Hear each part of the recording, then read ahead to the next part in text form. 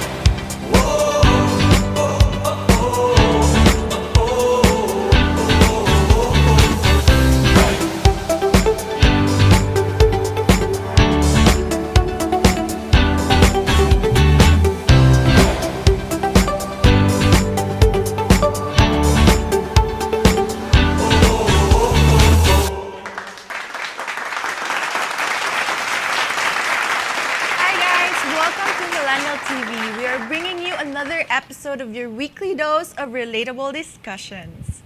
Yes, for sure, this one will also be relatable na naman para sa ating mga viewers, which I'm sure young or old, everyone can relate to. Yes, tama kayo dyan. Kasi ngayon, pag-uusapan natin all about the power of commitment. At syempre, meron tayong mga kasama ngayon na very special guest, which is very unusual dito sa show. Nagkakaroon tayo ng guest. But anyway, we miss you, Yulavai and Waki Mendoza. So, yun. So, today, yung mga kasama nga natin for this topic is an award-winning and professional life coach. Nagte-TED Talk speaker na rin siya, motivational speaker, author. So, please welcome on the show, Mike Celis. Hello! Hey. Welcome! Nice meeting you all. Thank you for being here. Ayun nga, pag-uusapan natin ngayon what it means to be committed. Kasi di ba, sabi nga nila, for a lot of Gen Zs or Millennials ngayon, parang people are so afraid of commitment. Just minsan, like ako minsan inisip ko nga, parang some of my subscriptions are longer than my relationships kasi hindi ko kaya mag-commit. Like parang gano'n ka nakatagal sa Spotify, like parang 2 years, that's the longest ever na I committed to something. So yun nga, Mike, parang what it means to be committed ba? Okay, so basically commitment kasi is a big word, no? Yeah. As in, and it's normally taken for granted. Akala natin, you know, that commitment is once you say it, that's it, di ba? But long after you said it, that's where commitment really happens. It's all about being determined and giving anything that you have and everything that you have with all that you are just to make the relationship or the goal work. Yun ang ibig sabihin ng commitment. So it's all about giving your all. Yeah. Diba? Kasi if you're halfway there, that's not commitment. Correct, that's not commitment. Yeah. And it's good thing that he mentioned na parang it's not just about relationship. It could also be about your goals. Kasi diba, at work, you can be committed then, diba? Some people are not really giving their all. Kapag, for example, they are working on a project, o kaya naman in school, some people are not really taking it seriously kasi inisip nga nila, probably this is not really for me, or ano mo yun, yung some people kasi we're trying to stay on the safe side. So, we're so afraid of like taking risks. So, yung sinabi mo rin kanina na parang it's all about determination kasi diba, you're determined about. You have to be really, what do you call it? You have to be really into it. Into diba? it, yeah. You only become determined if you really believe in something, and that goes for the goal and the relationship. Diba? If you're not really invested in it, hindi ka makakapag-commit talaga. Diba? If you're only doing it for the sake of, which is yung ibang tao, na sabi mo kanina, MA, all about work, diba? True. Some people are just there to pay the bills. Yeah. Diba? But if you're there to pay the bills, it wouldn't last long. Correct. Kasi the moment that you find another shiny object out there, another opportunity, goodbye work. Yeah. I'm off to greater. So, and you're not going to take the extra mile kasi iniisip mo nga parang I'm just here for the money or for, di ba? That's basically what quiet quitting is. Yes, right? exactly. You're just doing Bare bare minimum. minimum. Not even the bare minimum. A lot of people, they're just, there. Or they have to be seen. Diba? Yeah. Ikaw ba, are you committed? Do you consider yourself na parang sobra kang mag-commit sa isang bagay or relationship? Depende, masasabi kong committed ako pag long term na siya. Hindi ko naiisip na committed ako sa isang bagay pag simula pa lang. Yun.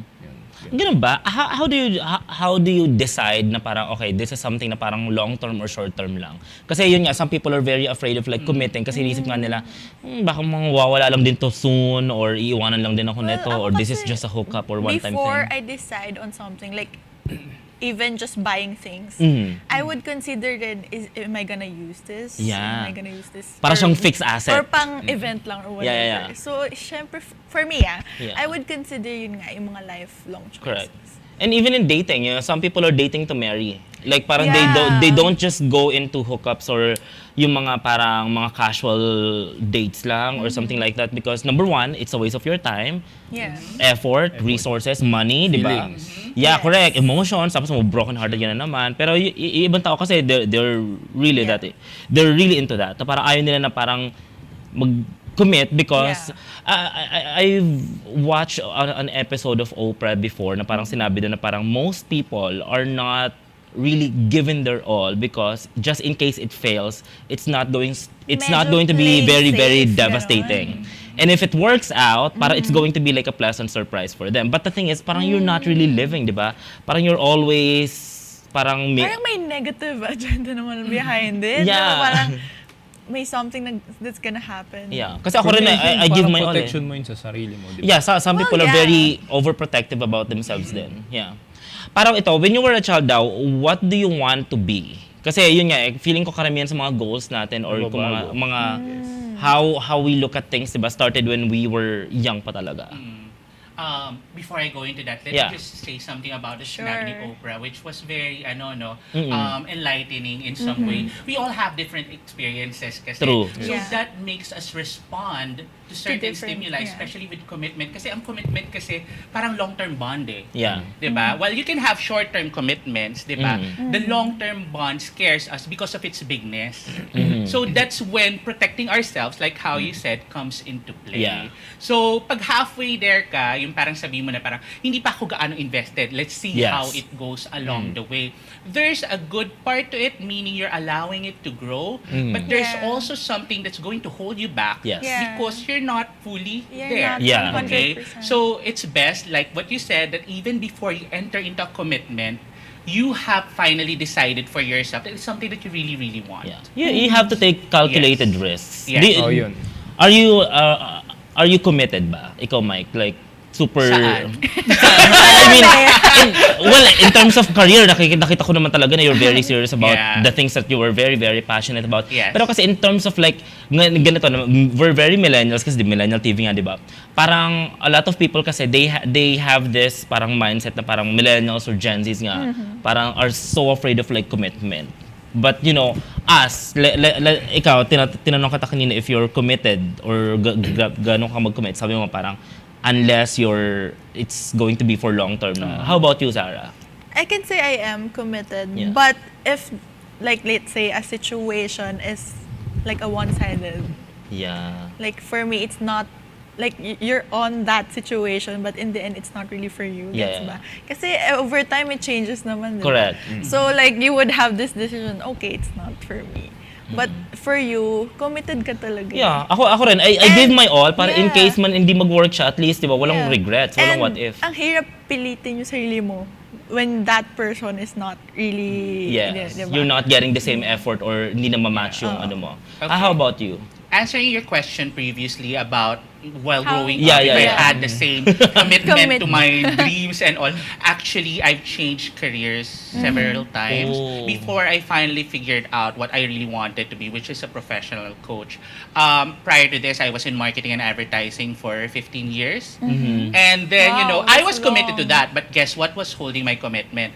What was holding my commitment was my pain from growing up. So it was all about wanting to prove myself to others because ito yung expectations nila. At this certain age, kailangan nasa corporate ka, successful ka, alam mo yon, you're earning this much, and I lived for that. Yeah. Because again, previous experiences, childhood trauma, can make you have commitments that you're not really into. Okay? Yeah. So when I finally got over it, because I had myself coach, underwent therapy, and became the coach that I am now, because I'm very much clear with my purpose, that changed the game.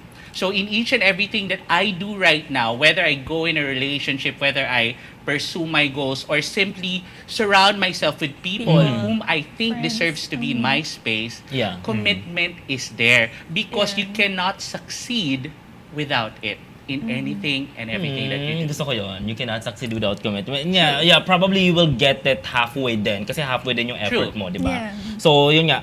Sabi nila, parang our goals and dreams tend to change over time. So, how does being committed can help us identify what we really want? Sabi mo, di ba, you underwent therapy and a lot of... I think it comes with maturity na rin, di ba? Kasi yun nga, when we were younger, for example, kaka-graduate mo pa lang, of course, nandun yung pressure na parang to prove yourself because, you know, you're sinaba ka sa real world and all that. Tapos marami expectations ng family members, probably your friends or relatives.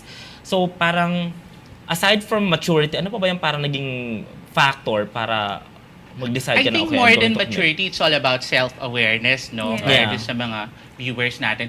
It's all about knowing yourself from within, na parang are you operating from a space of pain? Sabi ko nga, do not let pain lead your life. Kasi pag halimbawa, you grew up in a dysfunctional family or you've been through traumatic relationships, hindi nagtatagal relationship, Yeah, di ba? yeah. Hindi ko naman binimin. Ano lang, Well, actually, yeah. I think it's halimbawa, fitting yung mga naman. ganun. So you become more jaded towards life. Correct, But yeah. if you're not aware with that, meaning you just take it as your truth, ibig sabihin, ito kasi nangyayari sa akin, so hanggang dito lang ang commitment ko, you tend to protect yourself. And when you protect yourself, you get rid of all the other opportunities to grow in the process. That's when commitment looks hard. And when Yeah. commitment looks hard, you give up. So self-awareness can actually change that because you become more self-aware of what needs to be done or what needs to be fixed rather than trying to react. I use the word react, Yeah. not respond towards the stimuli around you. Yeah. Yun. A lot of people kasi they just react, diba? They don't really anticipate. Or when you said na parang kanina, you're trying to overprotect yourself. Yeah. How is it different from just, you know, self-love? Kasi a lot of people, they say na this is self-love, what I'm doing. Kasi nga, I've Like been hurt most Gen before, Z. like most Gen Yeah. Z, parang self-care. Yeah. Like But even- you know, where do you draw the line na parang too much self-love is actually limiting you na? It's holding you back from a lot of things, from Siguro achieving. just let the pain teach you. Aww. Yeah. Parang, why did you say so? Kasi yun nga, sabi niya kanina, huwag kang mabuhay sa pain. Yeah. Di ba? So, para sa akin, hayaan mo lang na matuto ka doon sa pain. Huwag mo siyang gamitin na parang doon hinuhugot yung energy mo para sa... Correct, diba? correct. Ganun. I think take all the lessons and come out stronger, di ba? Ganun naman talaga. You know, we live and we learn. Yeah, and I think people have, you know, commitment issues because because of fear nga, you know, fear of getting hurt, like what you said, you let the pain. Yeah. And then fear of rejection, ang Yeah. dami. Yes. Fear Yeah. of ano ba? Failure. Intimacy, Yeah. ganun. Pero do you believe na meron taong committed pero he's not expecting for something? Like, wala naman siyang inaasahan. Like, parang comfortable lang siya na committed siya. Content lang siya. Okay.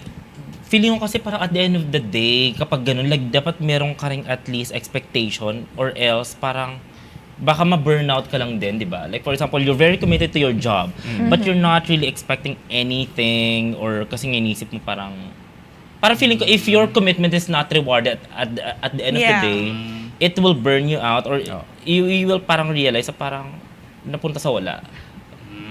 I'd like to agree with what you said, Yeah. MA, no? It's all about having something to anchor on. Yeah. That at the end of the day, if you say that you are committed, then what do you want to achieve from Yeah. the relationship? Walang goal. It has to be Yeah. very clear. Because you cannot stay in a relationship without knowing where you want to go or what you want to do about it. Yes. That may be an anxious attachment style instead. So, ibig Ang daming sabihin terms.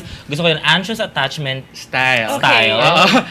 Medyo naging technical ng konti. Mas gusto namin technical, please define. Pang quiz. Yeah. Kasi nga, di ba, a lot of people are going through that. Okay, true. Anxious attachment style meaning you are just putting your validation or yung sense of fulfillment dun sa sake na meron kang ka-relationship. Dun sa concept na yun. Kumbaga Dun lang. parang basta nasa relasyon ako, Yes. kahit tumaba na ako, pumangit ako, maghirap ako, True. okay lang ako kasi mahal pa rin ako ng jowa ko. Parang It's better than gano'n. being alone. Kahit Yes. sa parang you're Yun self-damaging siya. na. Or kaya Because you naman become anxious, parang, self-sabotaging. wala na akong katabi or wala na akong Yeah. in a relationship with. True. So it changes the game altogether. You Yeah. become anxious about it. Yeah, I think all of us should have like at least a goal or parang Yeah. direction. True. Kasi nga parang if you're just doing it, parang you're not a dead fish who just floats, di ba? So, I mean, I think for our next segment, Sarah, pag-uusapan natin all about kung ano pa yung mga commitment issues. Yes, commitment issues and commitment, whatever that you need to do for commitment issues and different commitments. Marami rin yan aside from relationships and work. True. Ayan, how can it make our life healthier? So stay tuned as we will continue to talk more about this here on Millennial TV.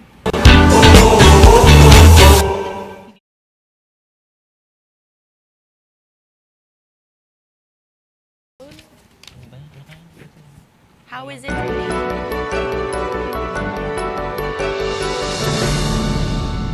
Please be advised that the views and opinions of the host and guests do not reflect those of the station, the management, and its network.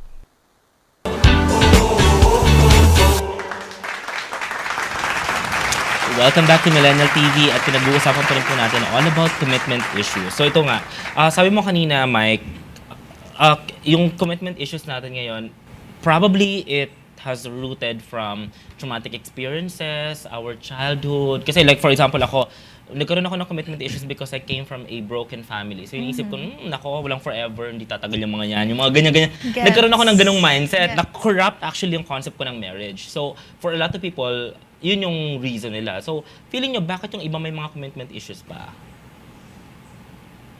Like, yeah. Okay. Again, 80% of our belief systems stem from our childhood experiences, Correct. from 0 to 12 years 80%. old. 80%. So, think about this Wow. right now. Paano kayo pinalaki? Sino nagpalaki? Ano nakita nyo sa Yeah. paligid nyo? That affects it. Remember, iba ang thinking ng isang taong inampon, inabandon, diba, ng or namatayan Yeah. ng mga magulang. So it affects that altogether. True. Now, 15% of that is when you are teenagers. May nangyari ba sa inyong traumatic events? Ibig sabihin naman ito, first love, Yeah, diba? mga ganyan. Bully. Ano pa ba nangyari pag teenagers wanting to belong? Diba? Yeah. Trying to fit in. Medyo nagkaroon High ba ng school. diba? Yeah. Oo, Yeah, high school correct. feels, ganyan. Yeah. And then 5% is when you reach adulthood. So meaning 18 years old and above. So on that note, meron ba kayong pinagdaanan na ghost ba? Diba? Halimbawa, Yeah, na-ghost mga o kaya iniwan, Been cheated on, true. namatayan, Yeah. diba? Iba-ibang klase yun. So those things, depending on the impact and how invested you are with the person or with the goal, dun mo makikita ngayon yung repercussions ng commitment thereafter. Ibig sabihin, the next time that you encounter the same thing, ang reaction mo is to wall up. To wall, okay. To protect Now, how do you yourself. cope? Or how do you, how do you get over that commitment issues that you have? Okay. You have to be really aware muna. Yeah, kasi self-awareness. again, ang una, ang thinking ng tao, lalo na kasi ang nangyayari is that when you adapt something as your reality, ibig sabihin, ito kasi nangyari, iniwan ako ng magulang ko, therefore, iiwan din ako nito, iiwan din. True, Gumawa true, ka true. na ng narrative mo. Mhm. You have to be aware first that you're creating a narrative. Because if you take it for granted, na parang hindi ganyan ang buhay eh. Yeah. You're blocking it altogether because if you're not aware, you cannot resolve it. Number two, in order for you to actually overcome that, start small. If you're already aware na may commitment issues ako, what's the smallest thing that I can do so that I don't repeat the cycle again? Yeah. Example, makikipag-date. Kailangan bang date na kayong dalawa lang agad? Hindi naman. Pwede muna mag-group date muna kayo para nung komportable ka that you don't feel that you are being Pressured, yeah. pressured na parang ito na naman, iiwan din naman ako nito after ng Yeah, date yeah, na to, yeah. i-ghost din ako. So you have to maintain that protected space. Okay. And start small because that is where it could make you realize na parang gradually you can increase the intensity of the commitment until you're finally comfortable with it. The third thing that you can do is to actually voice it out to whoever or whatever needs to be discussed. Example, goals sa work.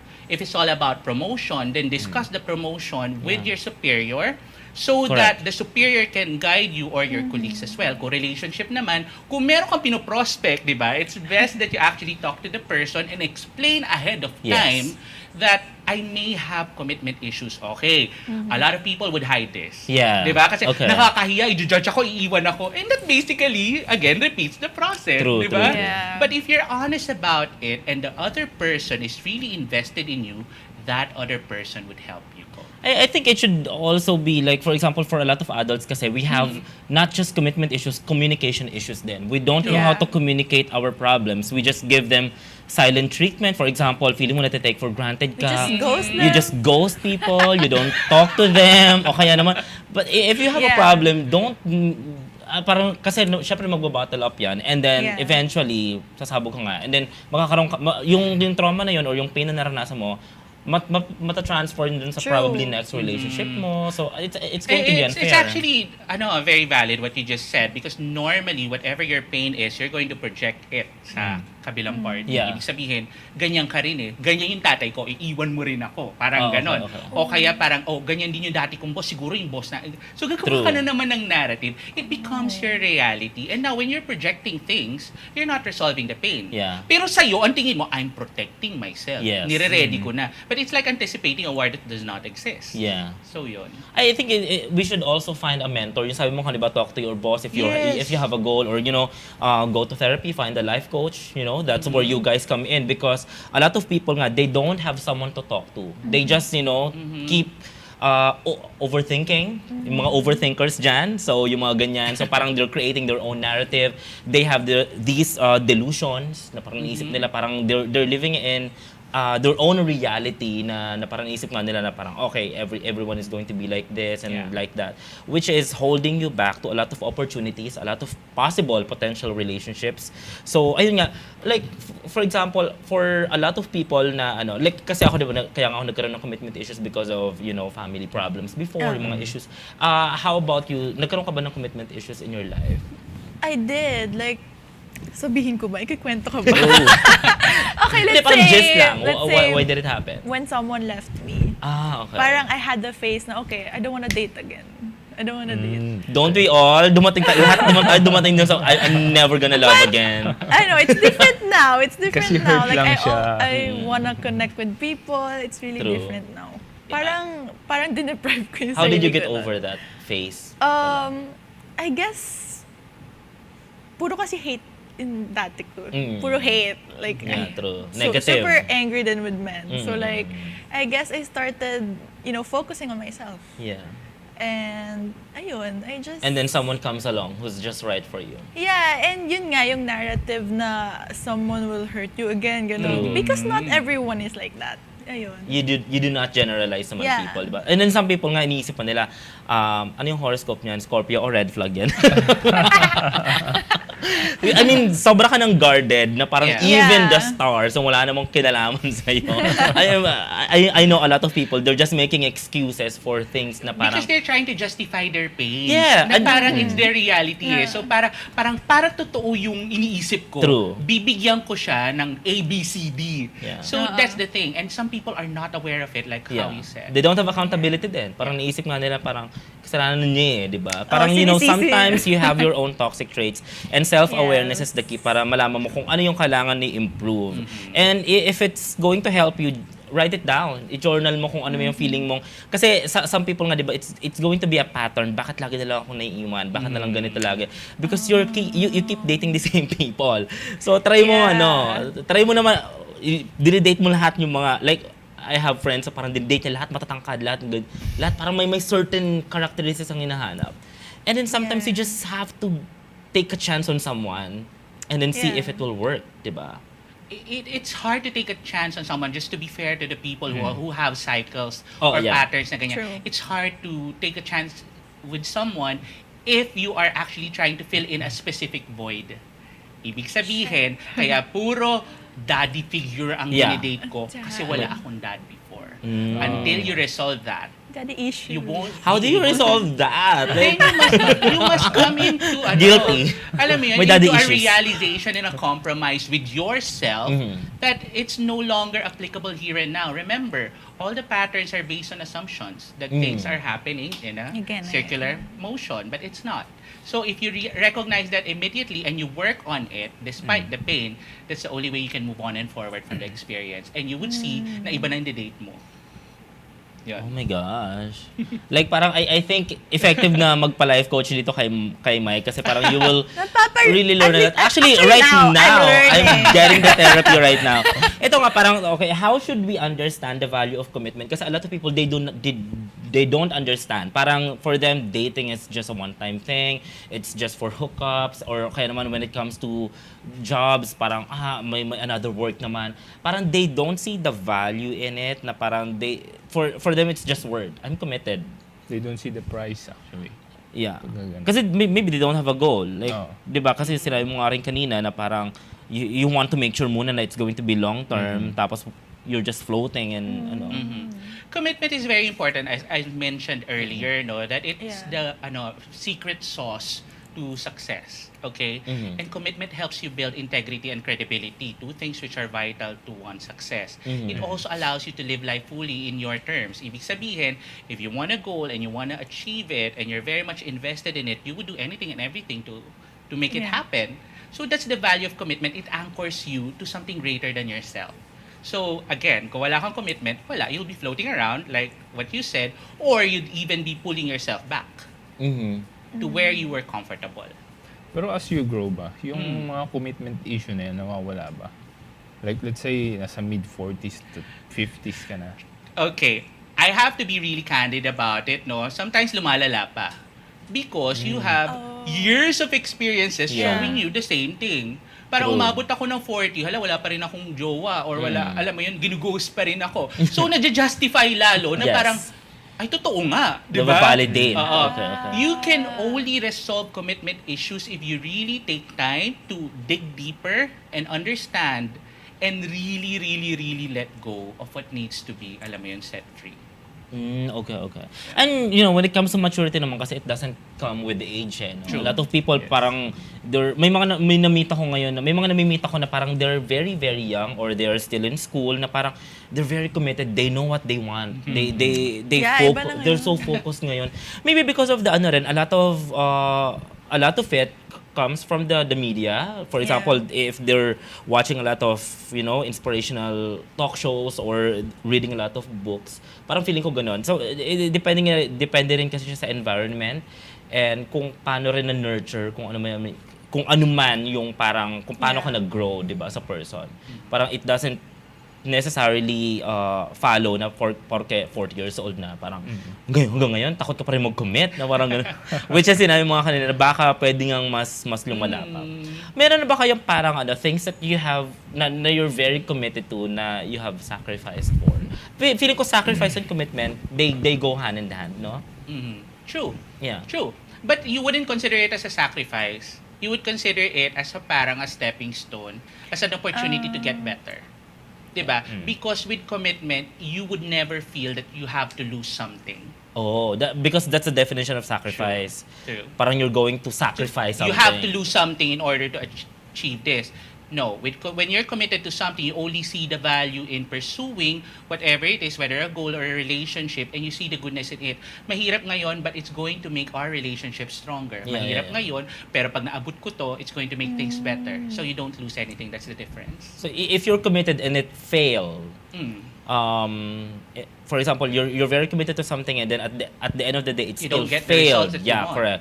How are you going to look at it in a positive way na parang hindi na, para feeling mo you've sacrificed your time, your effort, Commitment money? naman kasi wala naman, contrary to popular belief, ang commitment naman kasi walang timeline. Hindi naman yung ibig sabihin, after 2 tries, ayoko na o 3 tries, bingo na ako. Hindi ganun ang commitment. Ang commitment is all about how invested really are you or how much you believe in something. Kasi if you really believe in something and you're getting not so good results, then it's not about the commitment that you have there. Maybe it's the things that you are committed to doing as of the moment that need to change. Correct.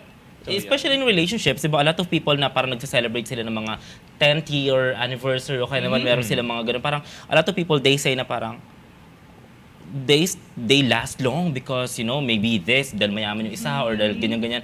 I think it's a decision, you know. For me, relationships last long not because they are destined to last long.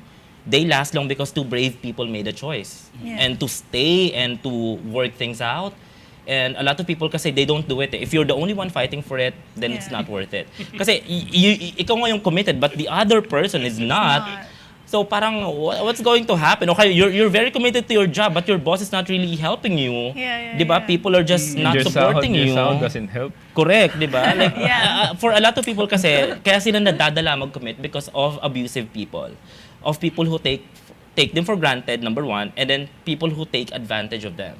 Their kindness or their weakness or kasi like, diba, yung sabi nga nila yung mga marurupok, yung ganun. But you know, I don't want to look at it in a negative way kasi you know, just because you're marupok doesn't mean na parang it means you love deeper. You just give it your all and you really commit. When you see someone you like for example, when you see someone you like them hard. Like you give your all. I think the thing there that the viewers can learn from this is that when you actually commit to another person or to a goal, your commitment to yourself must always be bigger. Yun yung nakakalimutan natin. We become so invested in the goal, we become so invested in the relationship that we attach our happiness to achieving them. We forget that in the process, before we achieve them, we need to actually make ourselves happy, complete, and fulfilled first so that we're able to move on and forward from there. Because if it doesn't, it means it's not worth committing for. True. Yeah, I think that's what some relationship doesn't work because they depend on their partner for happiness. Yes, they have a lot of expectations na pag hindi nami-meet, parang or some people are very high maintenance. Yeah, that's why they say I'm not happy anymore. Yeah. Which is not really the case. Ano mga sinasabi, gusto kong masaya ka. Ang ganun. Parang sa kanya lang ini-invest. Pero you know, it's a two-way street eh. Hindi pwede ikaw lang yung bigay ng bigay or hindi lang pwede ikaw lang yung commit ng commit because if you don't get the same energy back, you know, number one, mabu-burnout ka, you will feel that you're not worthy or you're not good enough or something. So, it will parang create another... Eventually, ma-realize mo rin yan. Diba? Yeah. Na masyado kang invested dun sa tao. You will get hurt and then that commitment, mababawasan na siya dun sa next person which is going to be unfair, di ba? So, I think you should, yun nga, calculated risk and assess yourself if it's really worth it pa. You know, parang I think it's all about laying down your cards at the very beginning and during the relationship. It cannot be common mistakes ng mga tao is that napag-usapan na natin dati yan. But sometimes life happens and people tend to forget. Tend to forget. Diba? If you're committed, you should be consistent. Consistency is one of the most important things in commitment. So in case the other person forgets about it, then it's the responsibility of both parties to meet halfway. Yeah, and to communicate. Kasi nag-iiba kayo, di ba? Yeah. The purpose of a relationship is for both parties to grow individually and together. And the only way they can do it is that to constantly, consistently update each other along the way if may nagbago ba or what needs work or where are we at this point in our lives, right? I love it. Yes. I think on our next segment, pag-usapan natin, Chris, yung mga tips na lang on how they can probably cope, di ba? Yes, and that's it for this segment. Huwag kayong aalis dahil we'll be right back for more interesting discussion here on Millennial TV.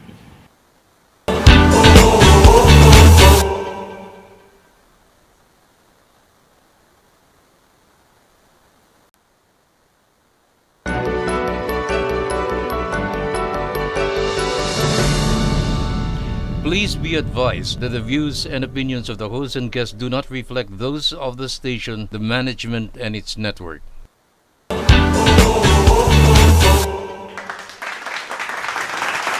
Welcome back to Millennial TV at pinag-uusapan pa rin po natin all about commitment issues. So ito namang segment na to, we are going to get questions naman coming from different generations. Mostly ito mga from Gen Zs to ng mga viewers natin through our online platforms. So ito nga, answer natin yung iba sa mga questions nila. Like, for example, first question natin dito. First question, if I commit to a relationship, does that mean I am also losing my freedom? Isa yung sa mga fear. Ikaw. My. Mike. Oh, yung Using my parang freedom? pag nag-commit ba ako, parang ano na, parang wala End na of akong, the world. hindi, wala na akong kalayaan Yeah. mag-decide. Okay, again, let's define commitment, di ba? When you're committed, you are 100% invested on that. So don't ever take it as a loss. In fact, it can be an opportunity for you to grow even more. Di ba? Yeah. You don't lose your freedom. If you do lose your freedom, meaning ni-restrict mo yung sarili mo, choice mo yon.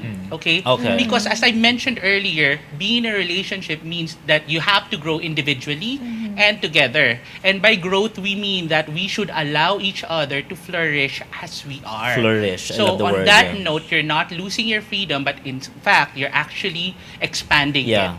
You Because should you're gain growing now more. with another person. Yeah. At least you're benefiting from it. Okay, that's the Yes. word. Not really losing something. Mhm. So yan. Next question dito. Is it normal if I am afraid of commitments? A lot of people kasi they are scared to admit it na parang may commitment issues. For them, parang, no, it's just a phase.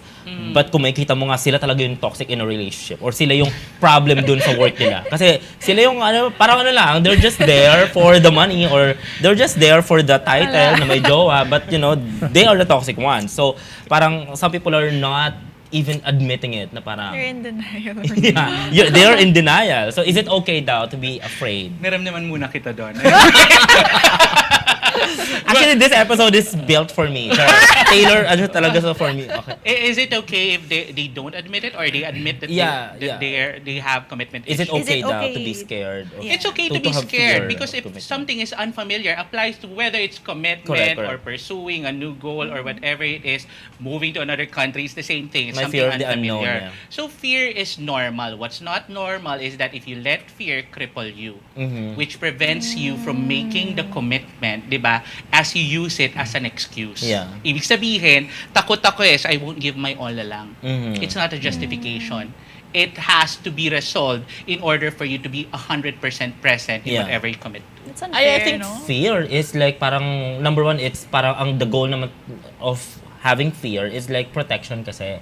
But you don't let it like become the negative thing na nga parang you don't try at all or you don't work on being better or you don't see Fear the positive. humbles you, but it should also inspire you. Meaning, kaya ka takot because it might be something that you really want.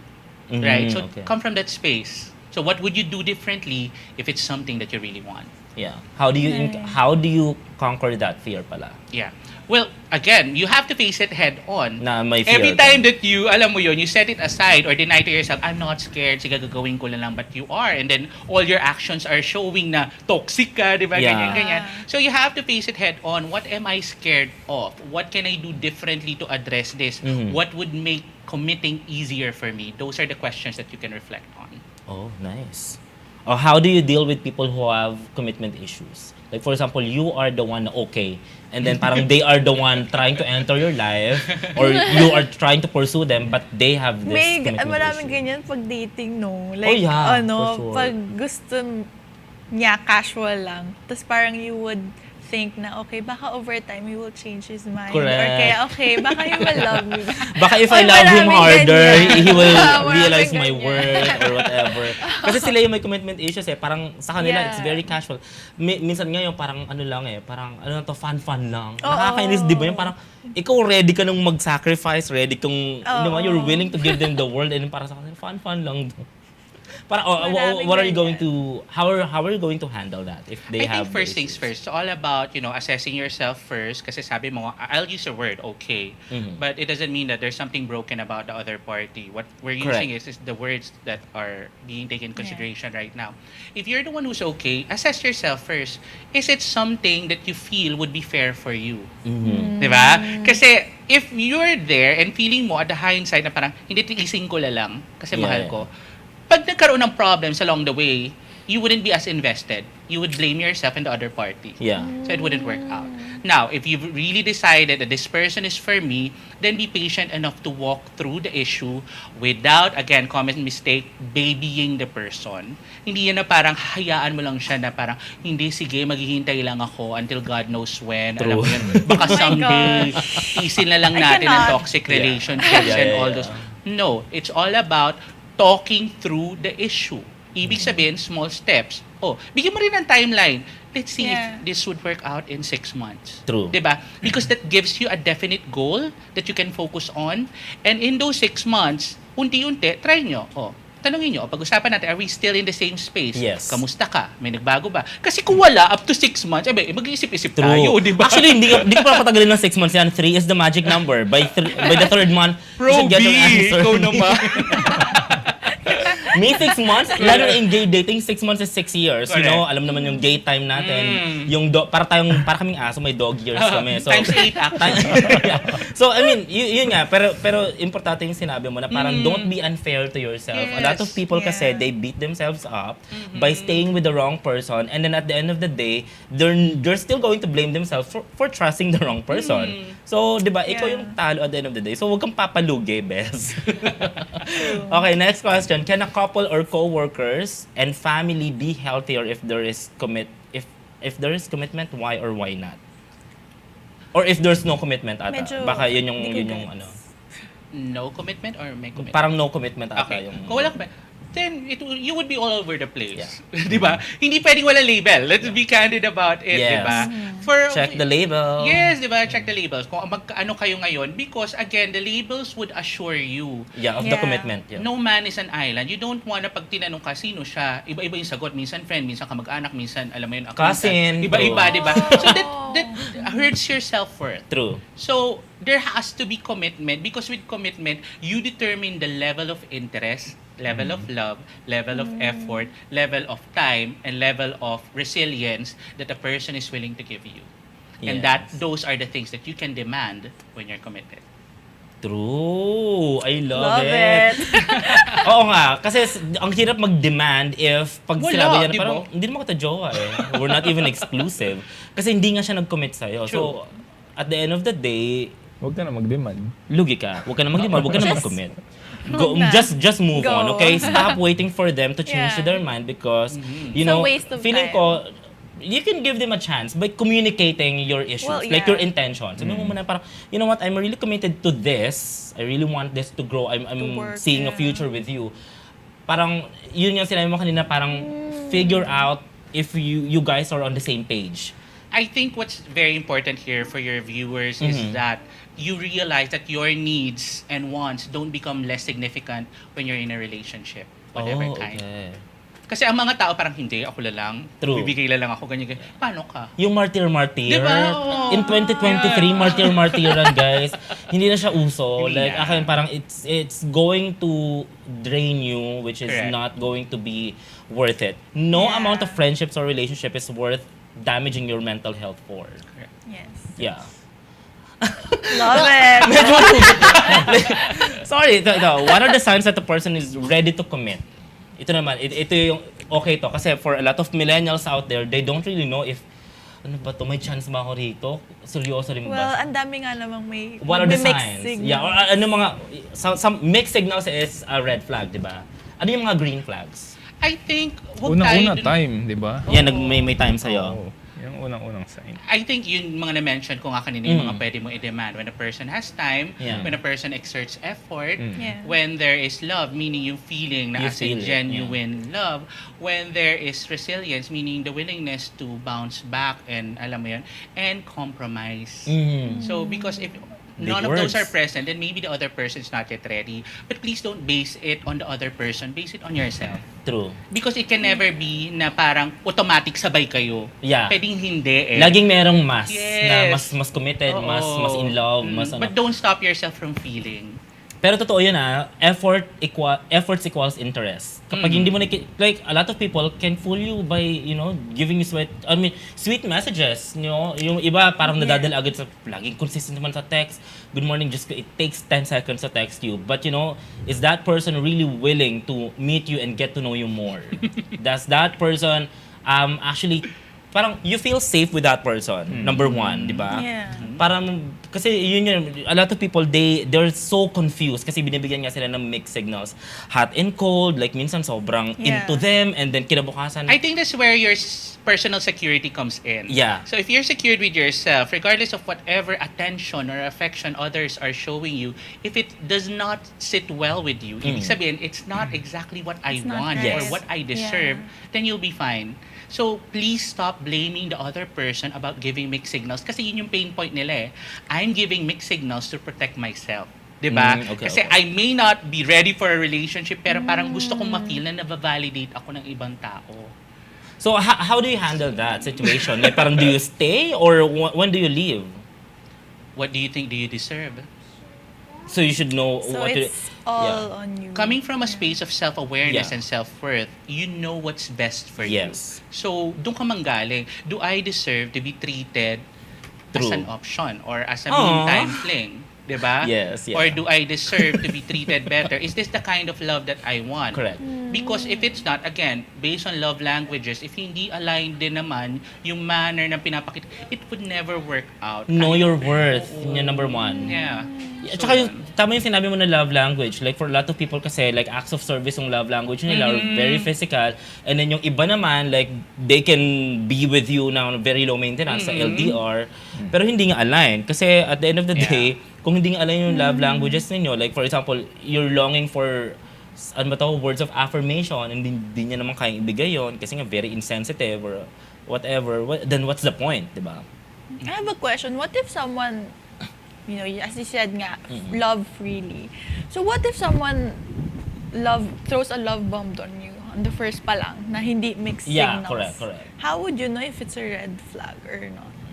Kasi a lot of people, they love bomb you at first. Yeah, kasi So you ganun commit to yung- that person. ganun nila. Yeah. It's all Gifts. about your discernment naman, di ba? Again, it's a risk that you have to take, especially if you feel that you're already invested. True. Ang tanong naman doon is, well, it's not about whether the other person is showing you what's real or not. Ang tanong doon is, how ready are you to risk the commitment? Di ba? Kasi most of the time, binabato natin eh. Ready ba siya? Meron ba siyang gagawing iba? Hindi palabas, dapat paloob. Paloob. Am I ready? Is he worth the risk? Kasi Correct. if he's worth the risk, commitment is all about taking responsibility. Do not ever put the responsibility on the other person when the responsibility to assess Yeah. your feelings should be on you. So yun. Malalaman mo yun. Love it. What do you deserve? You would know. Yeah. Yeah. And you should know. You diba? should Yeah, know, di ba na parang, what you oh, deserve. ganito yung pinapakita niya sa akin, gusto ko na ba o hindi pa ako naniniwala? Correct. Yeah. Why are you going to wait for the other person to turn a new leaf when you are actually the one who's going to decide? So how do you handle that? For example, a lot of people, they say na, tell them, you communicate with them, para hindi pa rin nagbago. Do you block them or do you remove them from your Hindi life? sila nagbago dahil... Like for example, you call them out because I'm the only one making things and I'm the only one making plans. I'm the only one like exerting too much effort para hindi naman na-reciprocate. Okay. Like hello, for example, for a lot of people out there who are maybe experiencing the same thing, parang where do you draw the line na parang this is it? Na parang okay, for example, 'di ba sabi ko kanina after 3 months, do you just block them or you just wait for them na parang maybe a year from now ma-realize nito. Okay. Na-miss niya ako. Well, do people change naman? Diba? Yes. So some people, they have character developments. I think what should be vital in asking yourself is that where am I coming from? Am I hurting because my ego has been, alam mo yun? Correct, yeah. Has Pride, been, yeah. broken down into so many pieces? Yes. Or am I seeing facts? Or am I basing it on assumptions? Oh, yeah. So, please take note that commitment was never about settling for the sake of. Yeah. So if you feel that you're merely settling, then that's a sign for you to actually reevaluate the relationship and do what's best for you. There's nothing wrong with unfriending, unfollowing, or blocking people if that would help you heal for as long as you know how to take responsibility for it. Ibig sabihin, you don't block and then the next day, ay, ayoko na pala go, nabalik na uli. Yeah. Pala, diba? Yeah. So again, it's all about assessing your space, and if you're really ready to let go and willing to take responsibility for it, then that's where you should go. Yeah, you should go. And then make it fruitful na work on your healing then. Kasi a lot of people, they just move on and then they enter another relationship and then they become the toxic ones na. Kasi nga, they pass the pain to other people and you should not do that. Yeah. Hello. You should No better. Anyway, so I think that's it for today's topic kasi diba we talked about a lot like how it started, you know, Talked and learned. what are the commitment issues that we have and how are we going to probably cope and heal and improve kasi nga diba self-awareness is the key naman. So if there's anything that we have learned today, thank you so much. Yes, thank you Welcome. so much. Sobrang we had fun. I have learned so Love much. it. Like feeling ko parang ang taas-taas na ng pride ko, di ba? Parang feeling ko hindi na ako makakoach. But you know, very effective talaga si Mike. So just go ahead and they can follow you on your social media, di ba? Yeah, or they can Google my name. Yeah, Para Mike Celis. Lilitaw naman Yeah, siya lahat. MYKE Celis if you need, C-E-L-I-S. you know, yeah, Yes. CELIS. So Yes. yon. So for a lot of our viewers, if you are just tuning in, please go ahead and follow our social media accounts on Facebook and on YouTube, GNN Millennial TV, and please catch our episode every Sunday at 8 p.m. Reza, Ayan, guys, catch us every Sundays 8 p.m. here on Golden Nation Network Channel 1, on GSAT, and Channel 73 on Sky Cable. And yun nga, yung mga social media accounts natin in YouTube and Facebook. And TikTok. We're also on TikTok. Yes. Very, very Gen Z na rin ng Millennial TV. As we should. Ayan, guys. See you guys again next week. And join us here on Millennial TV. This is our time.